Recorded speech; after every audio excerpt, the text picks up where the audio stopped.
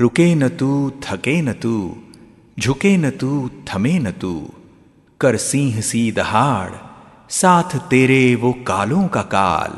शिव लेकर आया एक ज्योतिर्मय क्रांति की मशाल। शिव लेकर आया एक ज्योतिर्मय क्रांति की मशाल।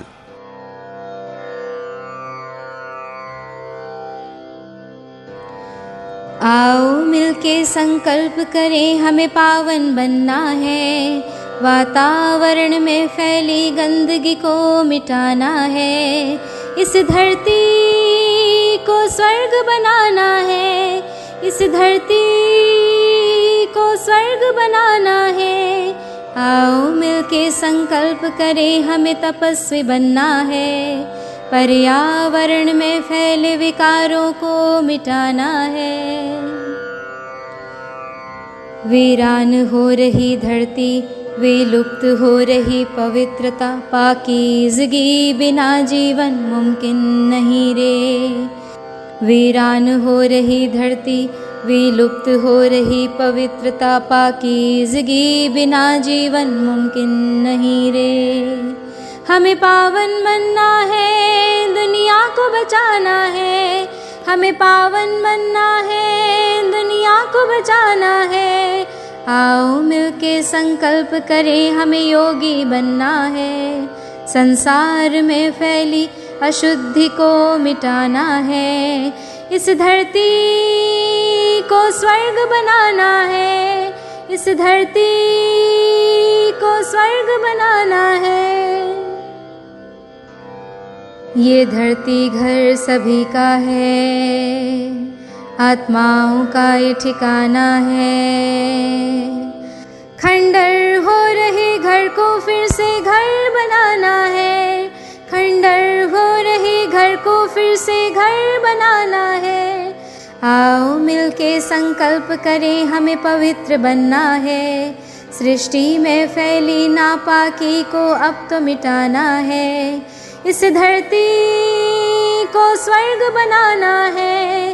इस धरती को स्वर्ग बनाना है। ये मुरली अमृत जीवन का है, आत्माओं का ये खजाना है। बेजान हो रही रूह की फिर से ज्योति जगानी है। बेजान हो रही रूह की फिर से ज्योति जगानी है। आओ मिलके संकल्प करें, हमें क्रांति लानी है। वसुंधरा में फैला अंधकार मिटाना है। इस दुनिया को ज्योतिर्मय बनाना है। इस दुनिया को ज्योतिर्मय बनाना है। इस दुनिया को ज्योतिर्मय बनाना है। ओम शांति।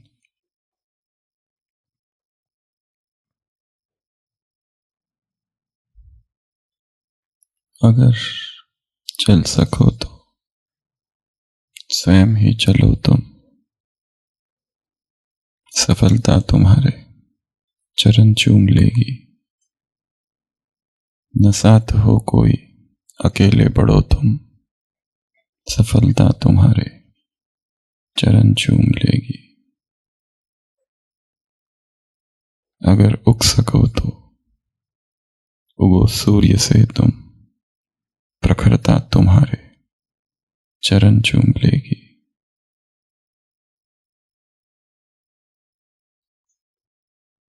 अगर बन सको तो पखेरु बनो तुम। प्रवरता तुम्हारे चरण चूम लेगी। न जो बर्फ की आंधियों से लड़े हैं, कभी पग न उनके शिखर पर पड़े हैं। जिन्हें लक्ष्य से कम अधिक प्यार खुद से, वही जी चुरा कर तरसते खड़े हैं। अगर जी सको तो जियो जूझ कर तुम। अमरता तुम्हारे चरण चूम लेगी। अगर चल सको तो स्वयं ही चलो तुम। सफलता तुम्हारे चरण चूम लेगी। ना हो साथ कोई, अकेले पढ़ो तुम, सफलता तुम्हारे चरण चूम लेगी।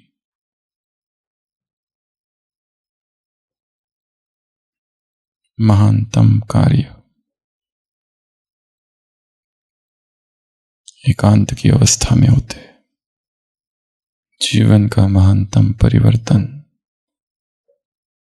मौन और एकांत की छत्र छाया में हमेशा होता है। भीड़ में परिवर्तन नहीं हो सकता।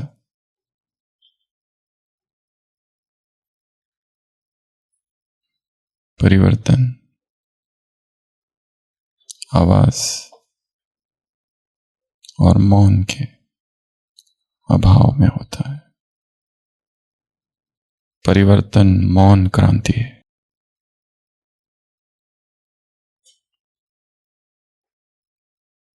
संस्कारों का सूक्ष्म परिवर्तन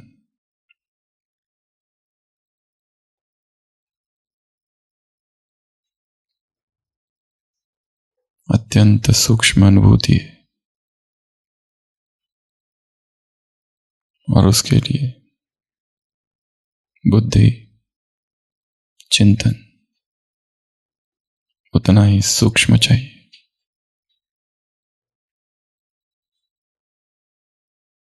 मोटी मोटी जो परतें हैं, दीवारें हैं, चेतन और अवचेतन के बीच, जब तक वो दीवारें नहीं टूटती तब तक भीतर प्रवेश नहीं। और सारे शत्रु और सारा अंधकार और सारे विकार मन की अतल गहराइयों में छिपे हैं। चेतन पर ज्ञान है, चेतन मन के तट पर सिद्धांत है, लॉजिक है, तर्क है, रीजन है, श्रीमत है, योग है, अमृत वेला है, धारणा है, सेवा है। परंतु विकार अत्यंत सूक्ष्म, गुप्त और अंदर छिपे। भीतर की सफाई, बाहर की सफाई हमने कर ली।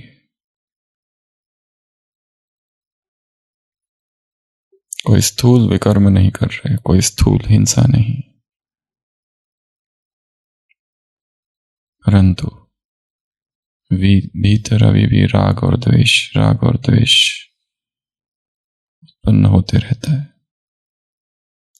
विकारों को वहां से खत्म करना है जहां से वो उत्पन्न हो रहे हैं।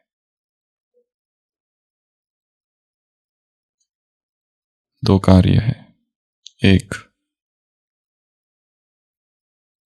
जो ऑलरेडी है वहां पर उनका नाश करना, और दूसरा जो प्रतिपल नए नए बन रहे हैं उनको बनने ना देना। ये दोनों कार्य एक साथ चले। एक राजकुमार पहली बार अपने महल से बाहर निकला, घोड़े पर सवार नगर का परिभ्रमण करने लगा और पाया कि नगर के बाहर एक महात्मा प्रवचन दे रहे हैं। लोगों की भीड़ लगी है। प्रवचन अत्यंत शक्तिशाली था, वैराग्य पर था।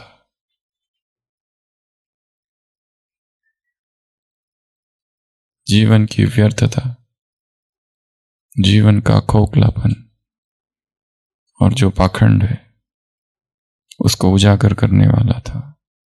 और किस तरह सारे लोग भ्रमित होकर संसार में जी रहे या जीवन ढो रहे, इस विषय पर वो महात्मा प्रवचन कर रहे थे। और वो प्रवचन सुनते सुनते उस राजकुमार के मन में तीव्र वैराग का वेग जागता है। एक क्षण में उसे दिखाई देने लगता है संसार के वैभव और संसार के सुख और ये इंद्रियों के सुख केवल और केवल नरक के द्वार है। इनसे तृप्ति कभी नहीं हो सकती।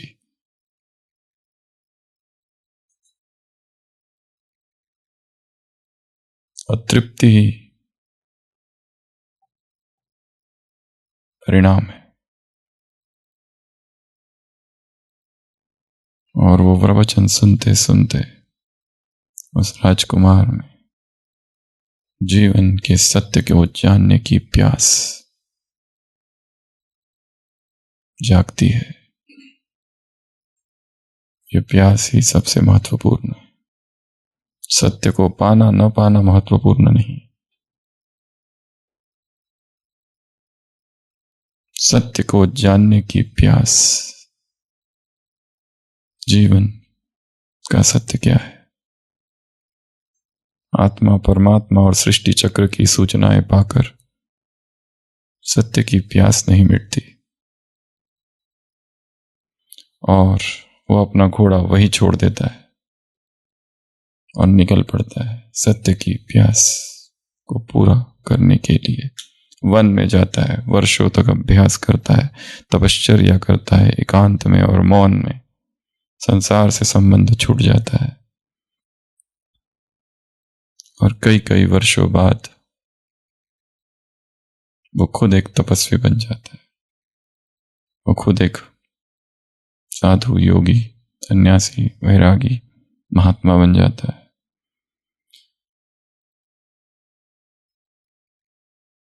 उसके मन में विचार आता है कि जिस महात्मा को सुनकर मेरे मन में प्रथम वैराग का वेग उत्पन्न हुआ था, जाकर उनका कम से कम धन्यवाद तो करना चाहिए। और वो उसी स्थान पर आता है, उसी गांव में, उसी शहर के बाहर, तो देखता है महात्मा वही बातें सुना रहे जो उस समय सुना रहे थे, और देखता है वहां लोग भी वही बैठे हैं जो वर्षों पहले बैठे थे, और ये भी देखता है वो लोग वैसे ही सुन रहे जब वर्षों पहले सुन रहे थे। उसे आश्चर्य होता है इस महात्मा का एक वचन सुनकर मेरे अंदर ऐसा वैराग्य जागा, और ये वही लोग हैं और आज भी वैसे ही बैठे हुए और वैसे ही सुन रहे जब तब सुन रहे थे। वो एक एक व्यक्ति के पास जाता है और हिलाता है, कौन हो तुम? पाषाण हो कि जीते जागते हो? क्या हो? कैसे लोग हो तुम? तुम में जरा परिवर्तन नहीं आया, अभी भी वैसे ही सुन रहे हो। वो महात्मा, अब तक तो ये खुद भी महात्मा बन चुका है, बड़े बड़े बाल और दाढ़ी है। वो महात्मा कहते हैं, आप महात्मा जी, आप हो कौन और ये क्या कर रहे हो? तब वो महात्मा, वो जो सन्यासी युवक, वो अपनी कहानी सुनाता है, और तब महात्मा जी कहते हैं, इस संसार में कई तरह के लोग हैं।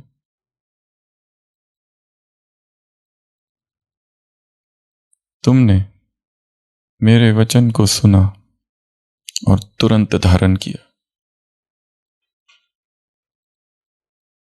और उसकी खोज में निकल पड़े।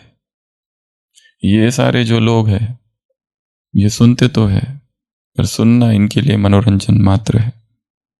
ये सुनते तो है, परंतु जीवन में उसे नहीं लाते।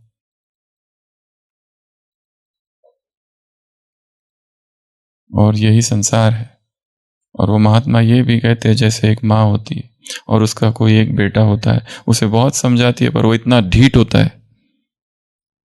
कि कितना भी समझाओ, कितना भी सिखाओ, फिर भी सुनता नहीं, सीखता नहीं।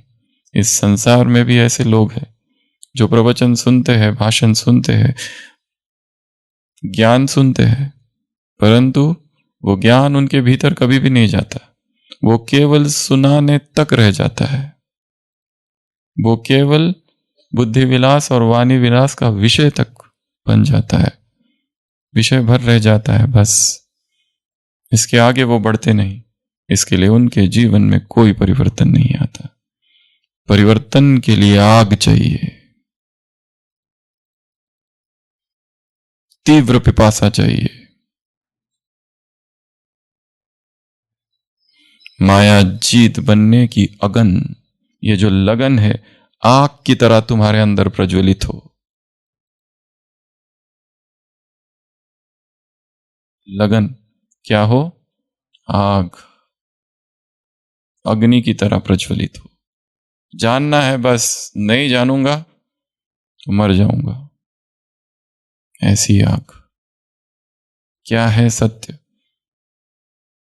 इतना अमृत वेले उठे, इतनी मुरलियां सुनी, इतनी साकार अव्यक्त मुरलियां सुनी, पर परिवर्तन वाली चिड़िया कहाँ है? इतनी क्लासेस कराई, सुनी, इतने बड़ों के साथ रहे, भगवान के साथ रहे, फिर भी परिवर्तन कहाँ है?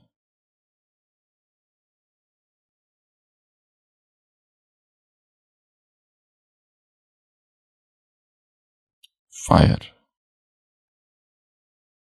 क्या चाहिए? Fire, N intense fire.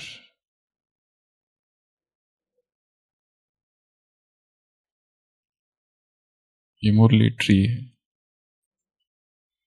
इस मुरली में 7 बातें। मुरली कितनी बड़ी है?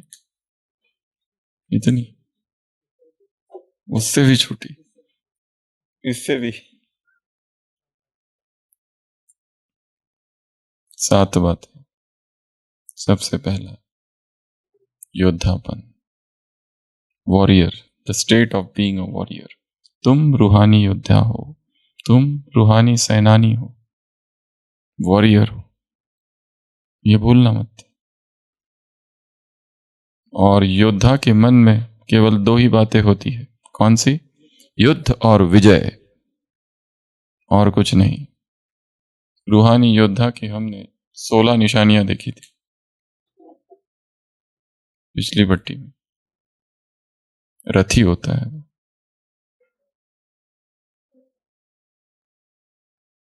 नजरें सबकी नीचे। रूहानी योद्धा अर्थात वो क्या होता है? रथी। रथ उसके वश में, जितेंद्रिय है वो, राजा है। सदा युद्ध स्थल पर उपस्थित है, सदा युद्ध स्थल पर है, निर्भय है। युद्ध और विजय, बस यही बुद्धि में है। दृष्टि में क्या है, वृत्ति में क्या है, बहुत सारी बातें थी। आप अपा कैसे देखता है, बिल्कुल आराम उसे पसंद नहीं है। जब तक युद्ध पूरा न कर लूं उसे चैन नहीं है। वो आराम पसंद नहीं है, वो निर्भय है। बुद्धि में, वृत्ति में, दृष्टि में वो नामधारी ब्राह्मण नहीं है। उसके लक्ष्य, उसके लक्षण क्या है, ये सारी बातें हमने देखे। हमेशा उसके साथ क्या होते हैं? शस्त्र होते हैं। आलस बिल्कुल उसे पसंद नहीं, आराम पसंद नहीं। शस्त्र से उसे बहुत प्यार है। और हमारा शस्त्र कौन सा है? ज्ञान। और इस शस्त्र को क्या करते रहना है? जब युद्ध ना हो तब धार लगाते रहना है। पता नहीं कब शत्रु आ जाए। भारी तलवार चाहिए। शत्रु को मारो तो पूरी गर्दन, ऐसा नहीं मारो तो खाली थोड़ा सा खून निकले इधर, एक साथ खत्म।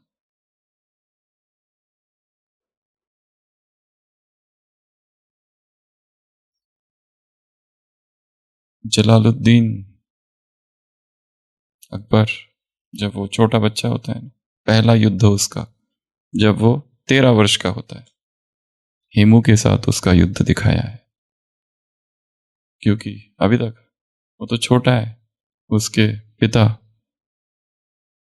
हुमायूं की मृत्यु हो गई अचानक, और छोटा सा अकबर जलाल 13 साल का होता है जब उसे तख्त पर बिठा दिया जाता है। और पहला युद्ध जिसने उसके पिता को धोखा दिया था, हेमू, उसके साथ होता है। हेमू पराजित हो जाए। वो इतना शक्तिशाली होता है, 10 हाथियों का बल जिसमें होता है। जब हेमू नीचे गिरता है तो बैराम खान अकबर से कहता है इसको मार दो। अकबर कहता है, जलाल कहता है मैं नहीं कर सकता ये। तो उसे याद दिलाता है तुम कौन हो, तुम्हें करना क्या है, हिंदुस्तान पर हुकूमत करनी है तो यहां से शुरुआत करो। और वो पहली तलवार जलाल की चलती है, उसका सर धड़ से। शत्रु को बख्शा नहीं जाता, शत्रु को मार दिया जाता है। तुम हो रूहानी योद्धे, अपने योद्धेपन को याद करो। निरंतर एक ही स्मृति रहे, हम योद्धे हैं, हमें लड़ाई करनी है। और माया तो प्रतिपल है, इसके लिए प्रतिपल सजग, प्रतिपल होश। एक पल की बेहोशी और माया से पराजित, थोड़ा सा आलस माया से पराजित, थोड़ा सा अलबेलापन माया से पराजित। माया बहुत चतुर है, माया शक्तिशाली है, माया हमारी हर कमजोरी को जानती है। तो सबसे पहली बात इस मुरली में है वो योद्धेपन, ब्रेवरी, वैलर, योद्धापन। दूसरा, ये लगन कैसी हो माया को जीतने की, आग के समान। बस यही लक्ष्य है, इस माया को पराजित करना है।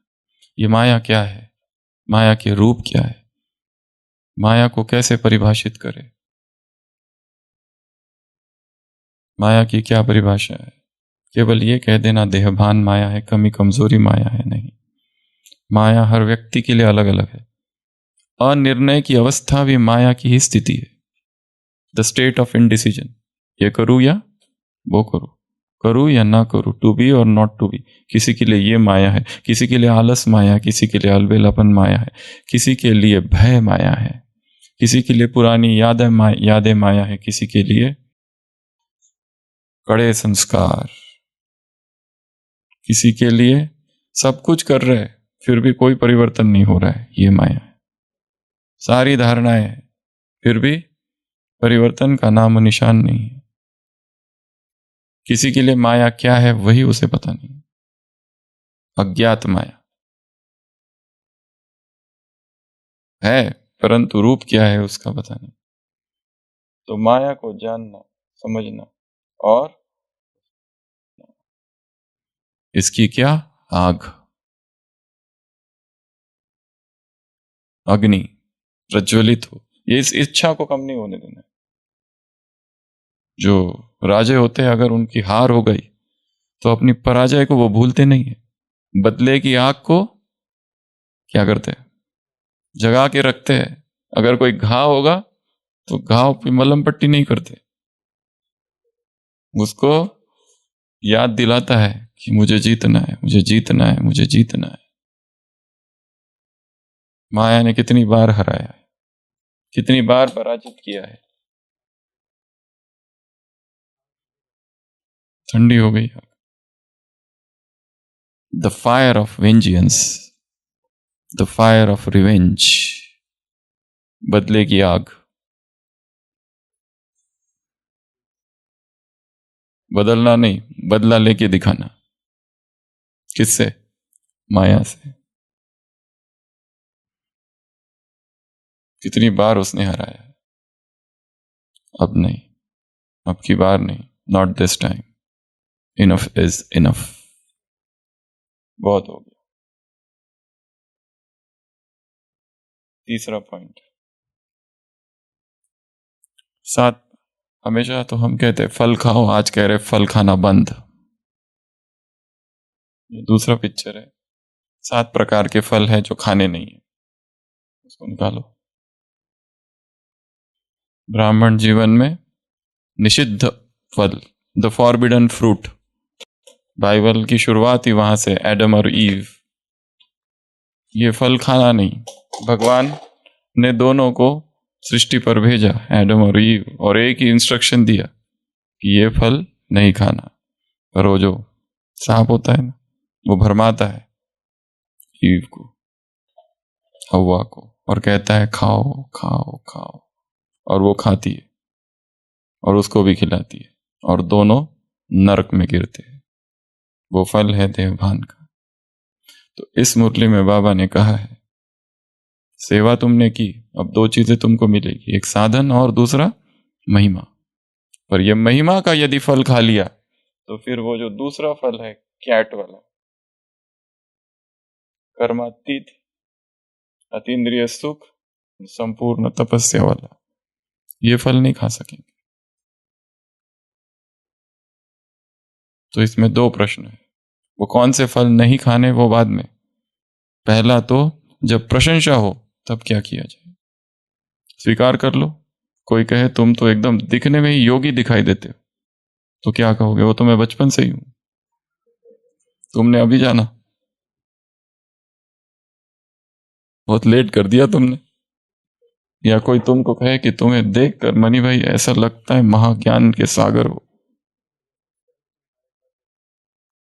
तो क्या कहोगे, ऐसे शर्मा जाओगे, आंखें नीचे। और किसी ने फर्स्ट टाइम महिमा की है तो एकदम जैसे दुल्हन होती है ना, उसकी आंखें ऐसे नीचे हो जाती है, वैसे क्या करोगे। 21 बातें बताओ।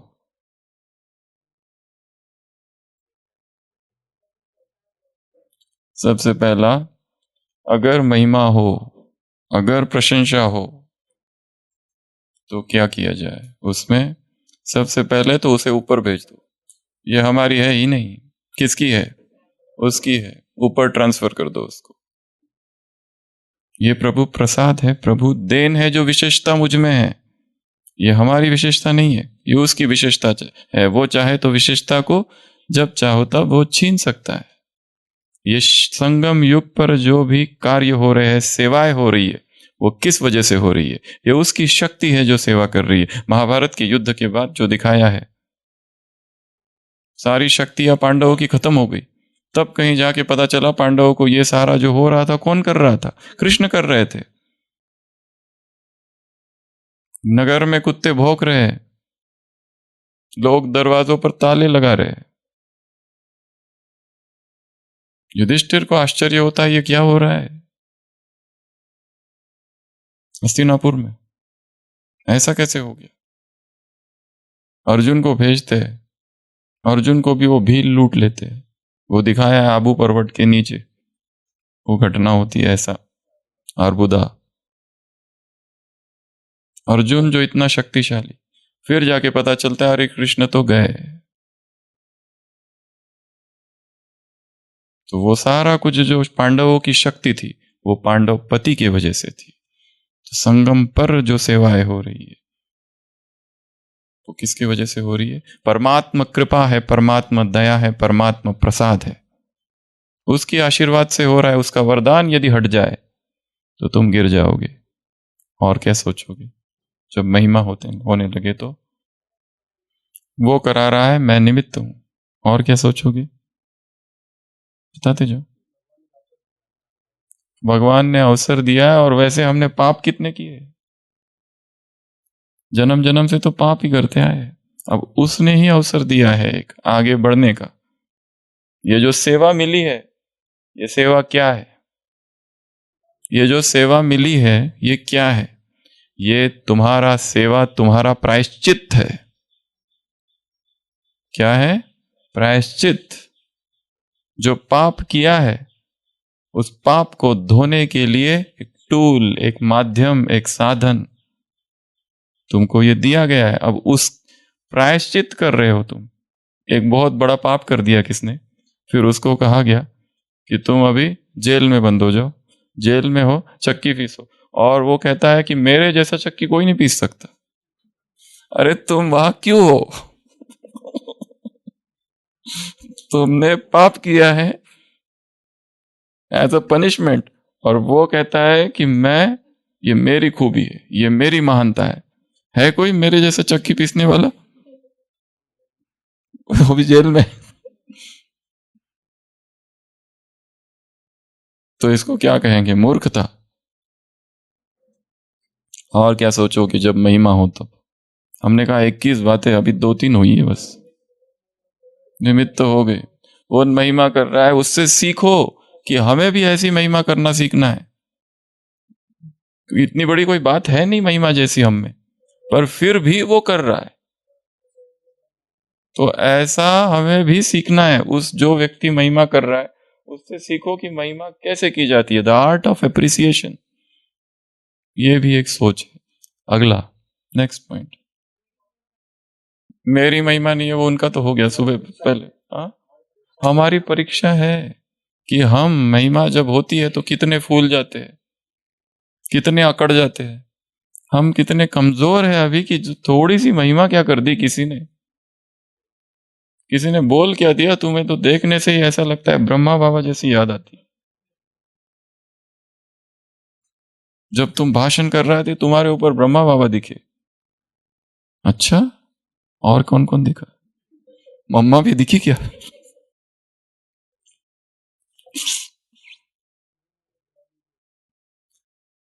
तो उससे सीखना भी है। दूसरा, महिमा हो रही है तो हमें अपनी स्थिति को कैसा रखना है? स्थिर। निंदा स्तुति जय पराजय हानि लाभ स्थित प्रज्ञ योगी की यह परिभाषा है। अगर महिमा उसे खुश करती है, आनंदित करती है, butterflies in the abdomen, in the stomach, garden garden हो जाता है हृदय। अर्थात जब निंदा होगी तब दुख भी होगा, उदासी भी उतनी ही आएगी, उतनी ही अनुपात में। और क्या सोचेंगे जब महिमा हो रही तो? ये थोड़ी ना कोई सच्ची महिमा कर रहा है, झूठी बटर फैक्ट्री, स्वार्थ है कोई। ऐसे थोड़ी ना कोई किसी की महिमा करता है। अभी महिमा कर रहा है, बदला भी तो लेगा महिमा का। काम निकालने के लिए, खुश करने के लिए कुछ होगा उसको। एक कवि एक राजा के महल में सुबह सुबह आ जाता है और राजा की प्रशंसा में अच्छी अच्छी कविताएं सुनाते हैं। आप वो हो, आप वो हो, आप पर्वतों में सुमेरु हो, ये हो, ऐसे हो, रत्न हो, हीरे हो। राजा इतना खुश हो जाता है, इतना खुश हो जाता है। वो महिमा सुनाते रहता है राजा की, और राजा सुनते जाता है और कहता है कि इतनी महिमा मुझे तो पता ही नहीं था मैं इतना महान हूं। तुमने रियलाइज करा दिया कि मैं कितना महान हूं, और इसी खुशी में तुमको 100 स्वर्ण अशर्फिया मैं देता हूं।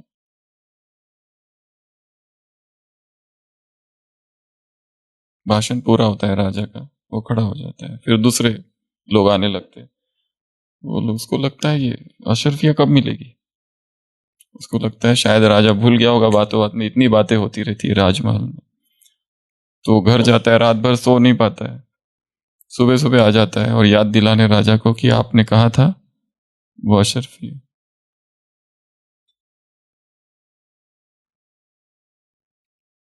वो राजा पूछता है तुमने मेरी महिमा में क्या क्या कहा था? तो फिर से एक बार सुना ना। वो तो कहता है मेरी डायरी में मैं भूल गया। वो तो मैं भी भूल गया। तुमने की तारीफ, मैंने भी की तारीफ, खत्म। तुमने मेरी तारीफ की, मैंने तुमको बख्शीश दिया। आप कौन से अशरफिया और कौन से क्या, दोनों ही झूठे हैं। हाँ,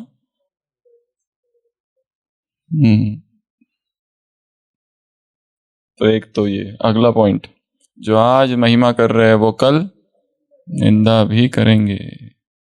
जो आज स्तुति कर रहे हैं वो छोड़ेंगे नहीं। पब्लिक मेमोरी शॉर्ट, पब्लिक की मेमोरी बहुत ही शॉर्ट है। आज कुछ कहते हैं, कल कुछ कहते हैं। अगर किसी व्यक्ति की 100 बातें हमें पता है अच्छी वाली, और कोई आके एक निगेटिव बात उस व्यक्ति के बारे में बता देता है, तो उसको हम तुरंत स्वीकार कर लेते हैं, और ये 100 एक साथ कैंसिल हो जाती है। बस ये एक ही रहती है। और निगेटिव बातों के लिए हमें प्रूफ नहीं चाहिए। प्रूफ किसके लिए चाहिए हमें? पॉजिटिव के लिए। किसी के गुण अगर कोई बताए कि ये बहुत ही अच्छा है, तुरंत थोड़ी मानते हैं। जब हम देखेंगे तो मानेंगे। पर अगर कोई आके कह दे कि इसका कुछ तो गड़बड़ है, अब वो क्या गड़बड़ है ये नहीं पता, पर मान तो लिया है पहले से कि गड़बड़ तो है, उसके आधार पर फिर आगे का। तो ये एक और वो हमारी महिमा कर रहे तो हम उसकी महिमा करना चालू कर दे। अच्छा, और बाबा की महिमा करना चालू करो, और उसे भी याद दिलाना है कि ये महिमा मेरी नहीं है, उसकी है। और ये उन्नति में बाधा है। अगर कोई क्लास कराया और कुछ भी करा दिया आपने, कोई सेवा की या कोई अच्छा किसी का सहयोग कर दिया, किसी की मदद कर दी, और उसने बहुत महिमा कर दी सबके सामने, और आप बस वही 10 दिन तक याद करते रहे, तो टाइम वेस्ट नहीं है क्या?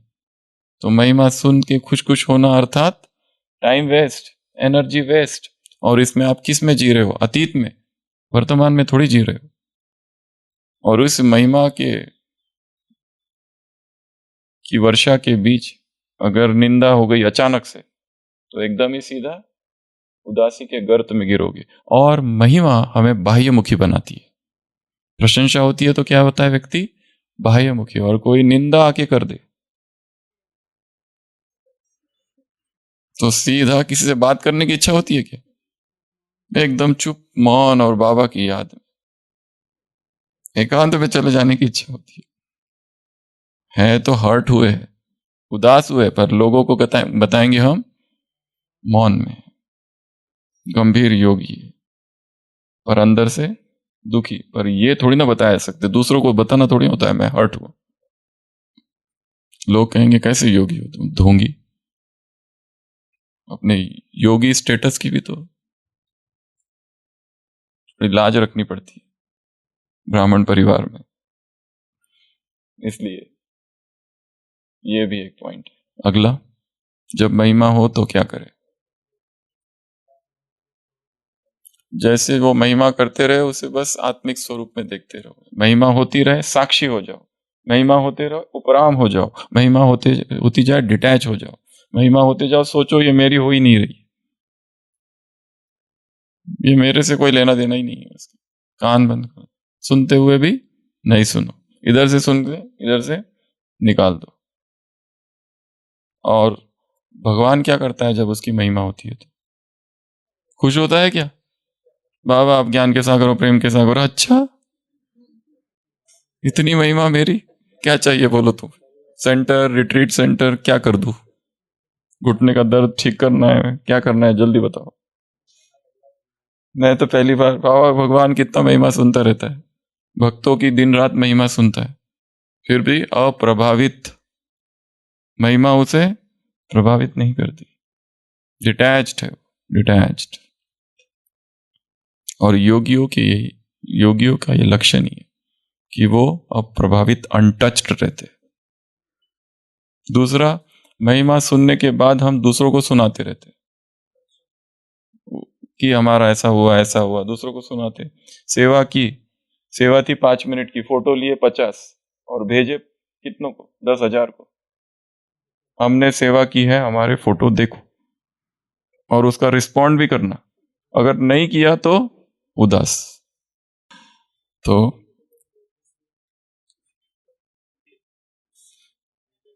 एक है महिमा, एक दूसरा और एक पहलू इसके साथ जुड़ा हुआ। अगर कोई महिमा कर रहा है और सच्चे दिल से कर रहा है तो उसकी महिमा को अस्वीकार भी नहीं करना है, नहीं तो वो उसे दुख भी होगा। उसका डिसरिस्पेक्ट नहीं करना है, परंतु वो हमें अभिमानी भी ना बनाए, प्रभावित भी ना करे। हमने उसे स्वीकार किया, उसे भी खुशी होती। कई लोग बहुत सच्चे दिल से करते हैं, आभार व्यक्त करते हैं कि हाँ ये है भगवान। हमारी महिमा को, अगर हमने भगवान को बहुत प्यार से, भगवान की सेवा नहीं, भगवान को ये किया है कि आपने बाबा मदद की, और बाबा कहे हैं ये मदद विदद मैं नहीं करता, ये ड्रामा अनुसार होती, तो हमको दुख होगा ना, क्योंकि उसने हमारी महिमा को रिजेक्ट कर दिया। किसी को बर्थडे में गिफ्ट जाके दो, ठीक है, और वो कहे ये घड़ी मेरे पास तो 10 पड़ी है, इससे अच्छी महंगी वाली, तो वो पता है, परंतु वो सुदामा है ना जो लेके आया है, वो उसका महत्व है। तो महत्व इनाम का नहीं है, प्रश्न था ना, उस प्रेम का है, उसकी भावनाओं का है। तो हमें परखना भी आना चाहिए कि जो महिमा कर रहा है कौन कर रहा है, ये भी इंपॉर्टेंट है। एक तो वो है, एक दूसरे प्रकार के लोग होते हैं जो महिमा ही करते रहते हैं दिन रात, हर एक की पकड़ पकड़ के महिमा करते हैं। वो द्वापर से जो हर राजा के महल में भाट होते थे उनका काम क्या था? वही उनका बिजनेस ही वो है, जो मिला उसकी महिमा, जो मिला उसकी महिमा। जब ऐसा कोई महिमा करे तो सुनो, अरे मनी भाई आपको हमने सुना बहुत ही, पर वो थोड़ी देर के बाद अरविंद भाई के पास जाएंगे, फिर थोड़ी देर के बाद इधर जाएंगे, इधर जाएंगे, सबके पास में वही। तो ये भी सोचना है, आज मेरी महिमा कर रहे हैं, थोड़ी देर के बाद ये लोग उधर जाके उनकी सेम महिमा करेंगे या उससे 2-3 शब्द ज्यादा, तो मुझे उससे क्या और क्या सोचेंगे? अपने स्वमान में रहना, ये बहुत पावरफुल टेक्निक है। हम अपने स्वमान में हैं तो उसके सामने ये छोटी छोटी महिमा क्या है, ये टिमटिमाते दीपक, ये मुरली में आया है एक महावाक्य है बाबा के, मनुष्यों की हुई महिमा क्या है? टिमटिमाते दीपक, ये तुम्हें रोशनी दिखाएंगे। ज्ञान सूर्य तुम्हारे सामने है। हाँ, ये एक दूसरा पहलू है। कोई हमारी विशेषता हमें सुनाता है और हम सफर कर रहे हैं सेल्फ डाउट से, सेल्फ डाउट, इंफीरियोरिटी कॉम्प्लेक्स, न्यून भावना है हमारे अंदर, इतनी न्यून भावना भरी है, इंफीरियोरिटी कॉम्प्लेक्स भरा हुआ है कि मैं किसी काम का नहीं हूं, मुझे कुछ नहीं आता, मेरे से नहीं होगा, जहां मैं जाऊंगा मुझे लेके मत जाया करो, जहां मैं जाता हूं वहां पर गड़बड़ हो ही जाती है, मनहूस, मैं मनहूस हूं। तो ऐसे लोगों की अगर तारीफ की जाए तो हो सकता है वो उनकी चेतना जागृत हो जाए। तो यहां तो जरूरी भी है, क्योंकि युवक जो है ना इस समय वो सेल्फ डाउट से सफर करते हैं, कॉन्फिडेंस नहीं है। जैसे एक एग्जाम दी, नीट एग्जाम दी, पीजी की या यूजी की, फेल हो गए, उनके साथ 10 लोग मिलके पढ़ाई कर रहे थे, सेम ट्यूशन जा रहे थे, साथ में पढ़ाई कर रहे थे, सब कुछ, उसमें से 9 पास हो गए, एक फेल हो गया, क्या होगा इसका? कितना दुख होता है। तब उसको उस समय क्या है, ये एक एग्जाम जीवन को डिसाइड नहीं करती है, इसलिए हौसला कम नहीं होने देना। फेल तो फेल, कुछ और ट्राई करो, कुछ और ट्राई करो, कुछ और ट्राई करो, बहुत सारे ऑप्शंस हैं। तो महिमा की और बहुत सारी बातें हैं। तो आज का होमवर्क नंबर 1, अगर महिमा हो, अगर प्रशंसा हो, अगर स्तुति हो, और अगर स्तव गान कोई गाने लगे, महिमा कोई गाने लगे, आरती कोई करने लगे, तो हमें क्या करना चाहिए? इसकी कितनी बातें लिखनी है? 21 पॉइंट्स। एक पॉइंट ना मिले दूसरे से, वही वही घुमा घुमा के वही एक ही पॉइंट की 21 मत बना देना, भिन्न भिन्न हो। है या नहीं है, ये भी एक है। तुरंत अंदर जाए, अगर कोई कह रहा है कि आप तो बहुत ही डिसिप्लिन्ड हो, तुरंत अंदर जाना और देखना कि मेरे अंदर वास्तव में मैं डिसिप्लिन्ड हूं क्या? कल ही तो डिसिप्लिन तोड़ा था, कल ही तो तोड़ा था, इसको पता ही नहीं। तो वो, ये भी एक बहुत पावरफुल पॉइंट है।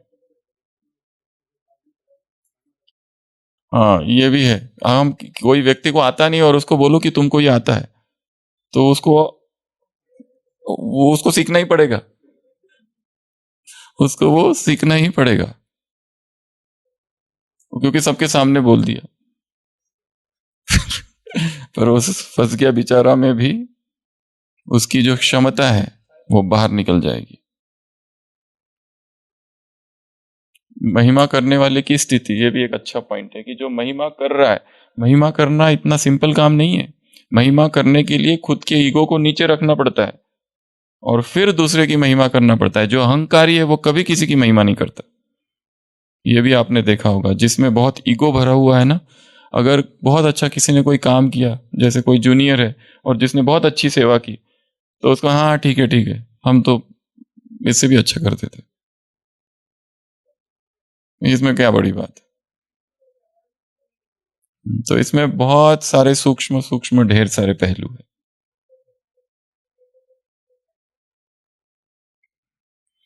तो महिमा करो दूसरों की और सुनते हुए खुद की चेकिंग। तो ये हो गया ये पॉइंट। Homework number 2। अच्छा, इसमें ये सब हो गया ना। तो 7 प्रकार के फल है जो ब्राह्मणों को खाने नहीं है। पहला फल है कच्चा फल। कच्चा फल अर्थात सफलता। अभी अभी सफल सेवा की सफलता हो गई और खुश हो गए, तो सबसे पहला फल कौन सा नहीं खाना है? Raw fruit. Raw diet not allowed, बिल्कुल अलाउड नहीं है। हाँ कच्चा फल बिल्कुल नहीं खाना है। कच्चा फल अर्थात कच्चे फल में क्या क्या आएगा? एक तो अभी अभी सेवा की, अभी अभी मेवा मिला और उसकी खुशी, और वो खा लिया और स्वीकार कर लिया। दूसरों ने महिमा किया और स्वीकार कर लिया कि हम है, सफलता मिले, खुश हो गए। तो ये सब क्या है? कच्चा फल। ये फल नहीं खाना है। दूसरा फल, सड़ा हुआ फल नहीं खाना है। दूसरा कौन सा फल का नहीं खाना है? रॉटन फ्रूट अर्थात दैहिक आकर्षण। दूसरा फल कौन सा है? शरीर का आकर्षण। क्या है इस शरीर में?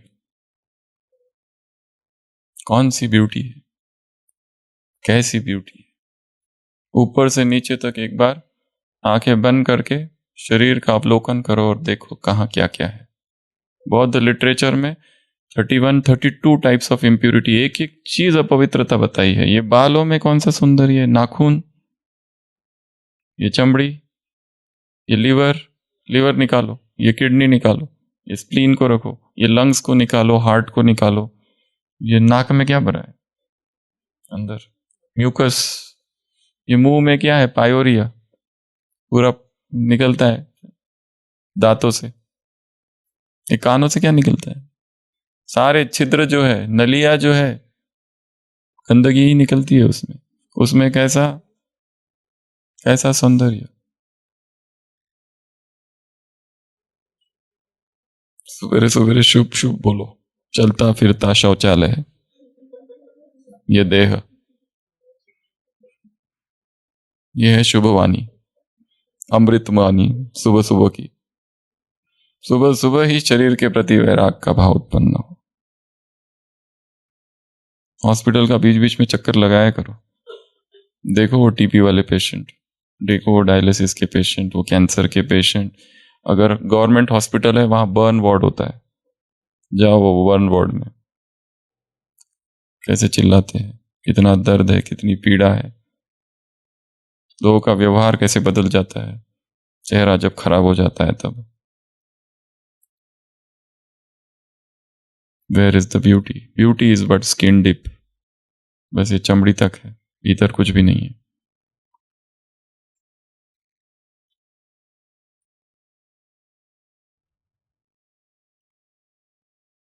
तो दूसरा फल कौन सा है?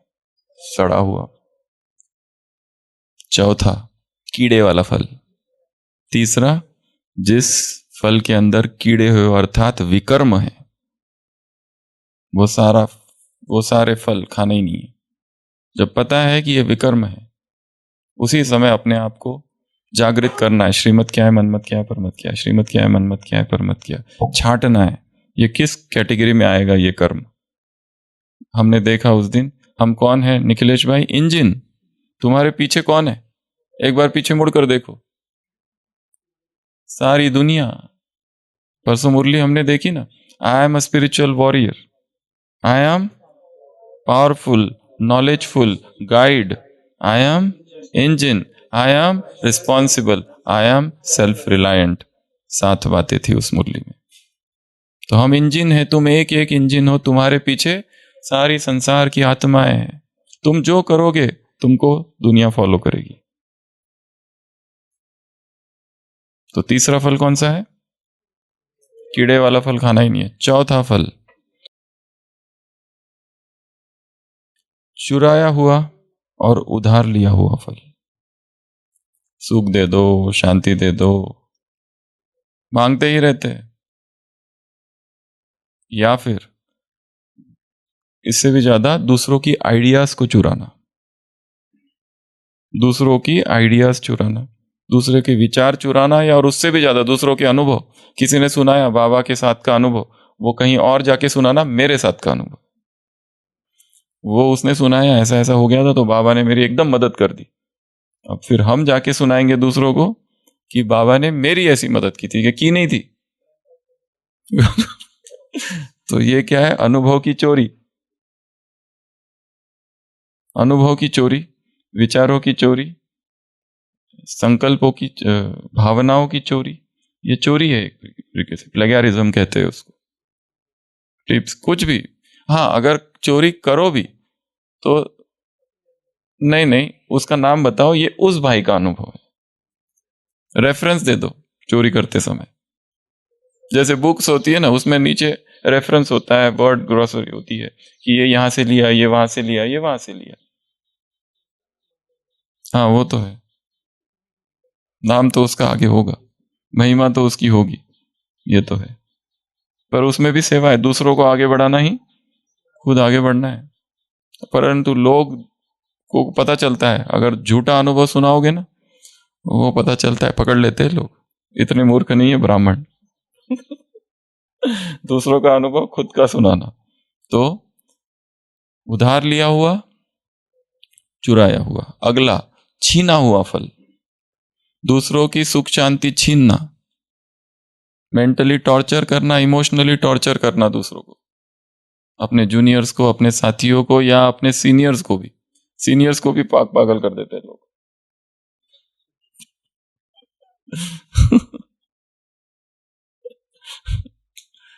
तो उसको कहते हैं छीना हुआ। वो फल नहीं खाना है। किसी की खुशी छीन लेना, किसी का पुरुषार्थ ही खत्म कर देना, उसको ऐसी बातें सुना देना कि अगले दिन से इच्छा ही नहीं रही उसको, ना अमृत वेले की इच्छा रही, ना मुरली सुनने की, ना क्लास सुनने की। इतनी निगेटिविटी भर दी उसके अंदर, यज्ञ के प्रति, टीचर्स के प्रति, स्टूडेंट्स में। एक स्टूडेंट दूसरे स्टूडेंट के मन में सामने वाली टीचर के प्रति इतनी निगेटिविटी भर देता है कि अगले दिन से क्लास में आना बंद।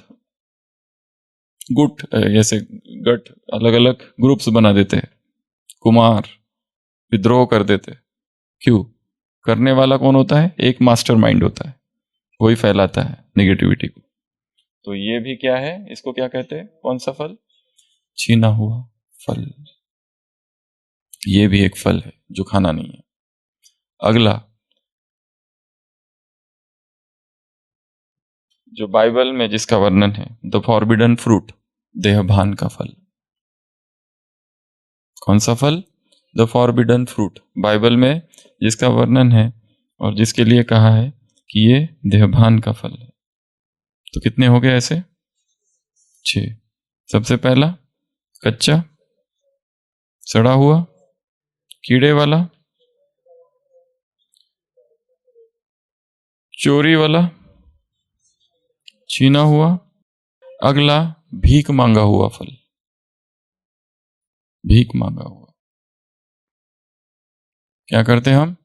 भीख मांगते हैं, सुख दे दो, शांति दे दो, दूसरों के ऊपर सेंटर बन रहा है, सकाश दे दो थोड़ी सी,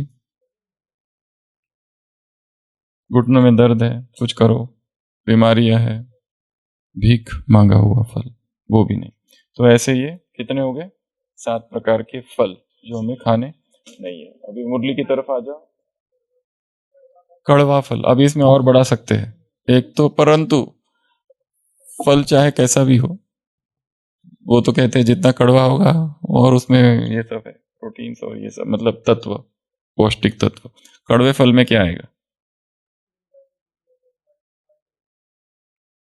किसी की निंदा करना रादर। और चिंतन कर सकते हैं इसमें। अभी कहाँ थे हम? ये फर्स्ट पॉइंट हो गया, ये सेकंड पॉइंट हो गया, ये थर्ड पॉइंट हो गया। हाँ, झूठा फल, उधार लिया फल, चुराया हुआ फल, भीख मांगा हुआ फल, गिरा हुआ फल, बहुत सारी चीजें। वैसे गिरा हुआ तो अच्छा है, तोड़ा हुआ तो नहीं है। फिर निराधार पुरुषार्थ, अगला पॉइंट क्या है मुरली का? तुम्हारा पुरुषार्थ कैसा हो? निराधार, किसी पर भी डिपेंडेंट नहीं हो।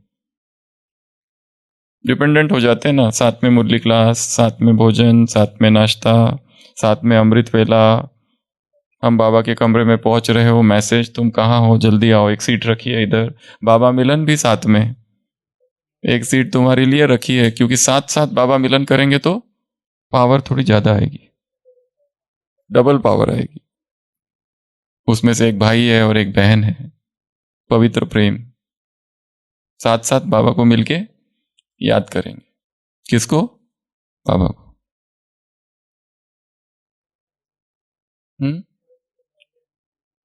भाई बहन की दाल नहीं गलती। बारिश बहुत अच्छी है, ठीक है, बारिश बहुत अच्छी है, बारिश में कोई प्रॉब्लम नहीं। जमीन भी बहुत अच्छी है, जमीन में कोई प्रॉब्लम नहीं, पर जमीन और बारिश मिलती है तो कीचड़ बनता है।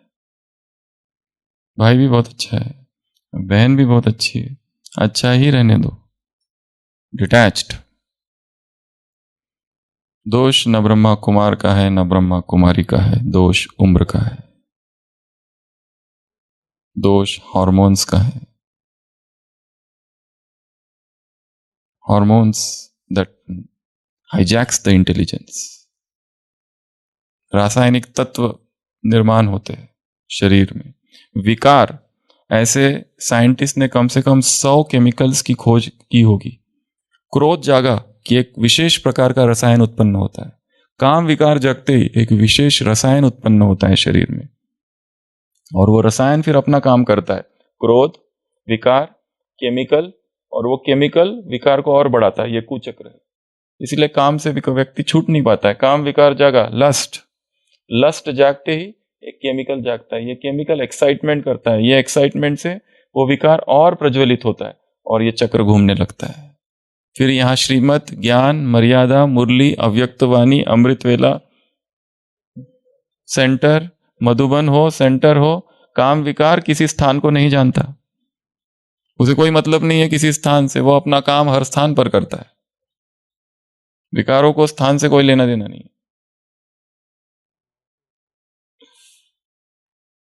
तो इसका ध्यान रखना है।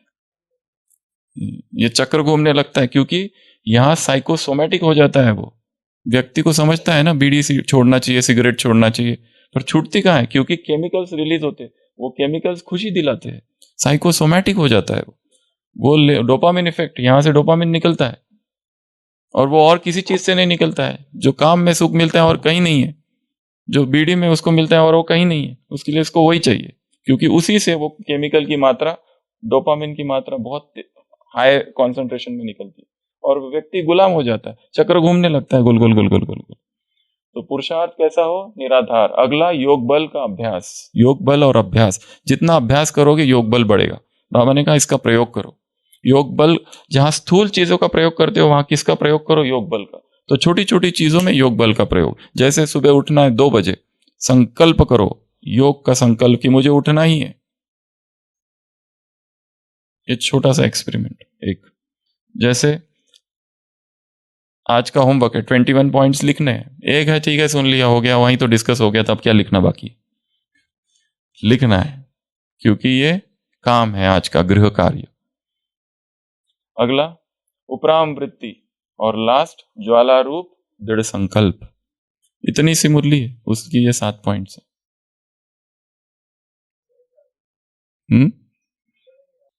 उपराम, उपराम क्या होता है? स्तुति सुनो तो उपराम हो जाओ, ऊपर उठ जाओ। ये सब नीचे देखो, ये नीचे लोग स्तुति कर रहे हैं। जो ऊपर टोड रॉक पर बैठा हुआ है और नकी लेक पर बैठ के उसकी तारीफ कर रहे हैं, उसको क्या फर्क पड़ रहा है? इधर तारीफ कर रहा है, उधर झगड़े कर रहे हैं, उधर 2 माताएं लड़ रही है एक दूसरे के बाल पकड़कर, उससे क्या फर्क पड़ रहा है उसको? कोई चने बेच रहा है, कोई रनिंग कर रहा है, उसे कुछ मतलब नहीं है। वो ऊपर टोड रॉक पर है, नकी पर लोग कोई घूम रहे हैं, कुछ कर रहे हैं, कोई कुछ बेच रहा है। नथिंग, उपराम, सबसे परे मैं यहां हूं, इसको कुछ हो रहा है कुछ नहीं, हम ऊपर। और ज्वाला रूप का दृढ़ संकल्प। उस दिन भी लास्ट भट्टी में हमने एक प्रयोग किया था, श्वास लेना और छोड़ने के साथ क्या करना? संकल्प को प्रगाढ़ करने की विधि। श्वास लेते लेते श्वास अंदर खींच के रख देना और फिर संकल्प करना, और श्वास छोड़ देना, फिर संकल्प करना। ये श्वास संकल्प को क्या करेगा? प्रगाढ़, शक्तिशाली।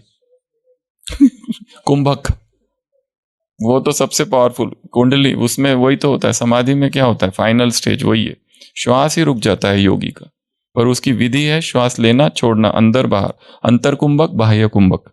और फिर एक स्टेज वो आती है कि वो हठ योग है, ये सारा हठ योग में आता है, हठ योग।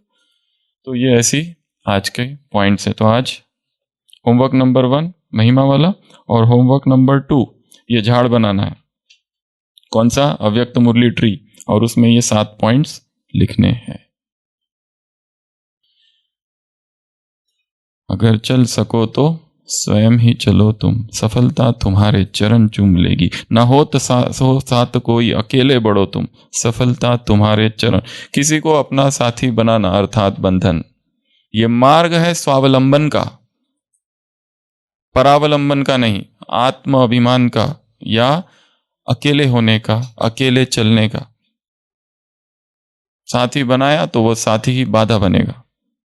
सदा जो जगाए बिना ही जगाए, अंधेरा उसे देख कर ही भगाए। वही बीच पनपा पनपना जिसे था, गुनाह क्या किसके उगाए उगाए। अगर उग सको तो उगो सूर्य से तुम, प्रखरता तुम्हारे चरण चूम लेगी। अगर चल सको तो स्वयं ही चलो तुम, सफलता तुम्हारे चरण चूम लेगी। ओम शांति।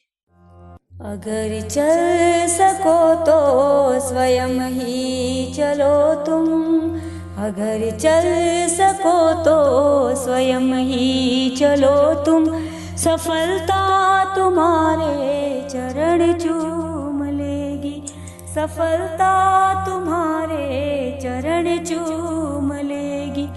न हो साथ कोई, अकेले बढ़ो तुम, न हो साथ कोई, अकेले बढ़ो तुम, सफलता तुम्हारे चरण चूम लेगी। सदा जो जगाए बिना ही जगाए, अंधेरा उसे देख कर ही भगाए। वही बीज पनपा पनपना जिसे था, गुनाह क्या किसी के उगाए उगाए। अगर उग सको तो युगो सूर्य से तुम, अगर उग सको तो युगो सूर्य से तुम, प्रखरता तुम्हारे चरण चूम लेगी। अगर चल सको तो स्वयं ही चलो तुम, सफलता तुम्हारे चरण चूम लेगी। सही राह को छोड़ कर जो मुड़े, वही देख कर दूसरों को उड़े। बिना पंख तोले उड़े जो गगन में, न संबंध उनके गगन से जुड़े। अगर बन सको तो पखेरू बनो तुम, अगर बन सको तो पखेरू बनो तुम, प्रवरता तुम्हारे चरण चूम लेगी। अगर चल सको तो स्वयं ही चलो तुम, सफलता तुम्हारे चरण चूम लेगी। न जो बर्फ की आंधियों से लड़े हैं, कभी पग न उनके शिखर पर पड़े। जिन्हें लक्ष्य से कम अधिक प्यार खुद से, वही जी चुरा कर तरसते खड़े। अगर जी सको तो जियो जूझ कर तुम, अगर जी सको तो जियो जूझ कर तुम, अमरता तुम्हारे चरण चूम लेगी। अगर चल सको तो स्वयं ही चलो तुम, अगर चल सको तो स्वयं ही चलो तुम, सफलता तुम्हारे चरण चूम लेगी। न हो साथ कोई, अकेले बढ़ो तुम, न हो साथ कोई, अकेले बढ़ो तुम, सफलता तुम्हारे चरण चूम लेगी। सफलता तुम्हारे चरण चूम लेगी, सफलता तुम्हारे चरण चूम